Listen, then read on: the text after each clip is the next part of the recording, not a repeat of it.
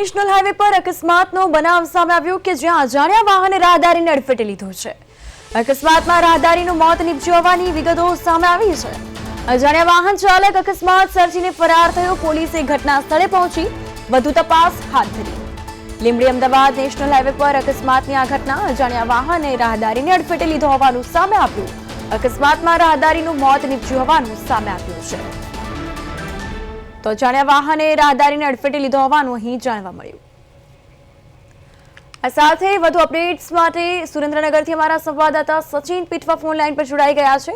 સચિન, અહીં અકસ્માતના બનાવો નેશનલ હાઈવે પર દિન પ્રતિદિન વધી રહ્યા છે અને અહીં એક અજાણ્યા વાહને રાહદારીને અડફેટે લીધો છે। તો જે પ્રકારે આજુબાજુના લોકો છે તેમાં પણ એક સવાલો ઉઠ્યા છે કે આ રીતે અકસ્માતમાં રાહદારીનું મોત થયું છે, તો તેને લઈને શું વિગતો સામે આવી રહી છે? જો વાત કરવામાં તો અમદાવાદ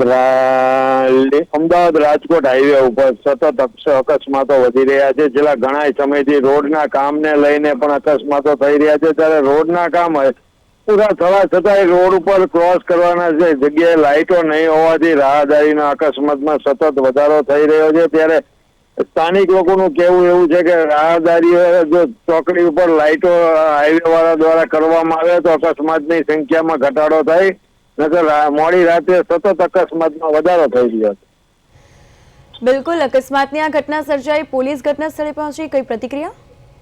હાલ અત્યારે પાંચીના પોલીસ ઘટના સ્થળે પહોંચી અને ડેડ બોડીને પીએમ અર્થે લીંબડી આર હોસ્પિટલ ખાતે ખસેડવાની તજવીજ હાથ ધરી છે। બિલકુલ, રાહદારીનું મોત થયું છે, તેના નામને લઈને કઈ વિગતો સામે આવી છે કે ક્યાંનો રહેવાસી છે, તેને લઈને કોઈ અપડેટ?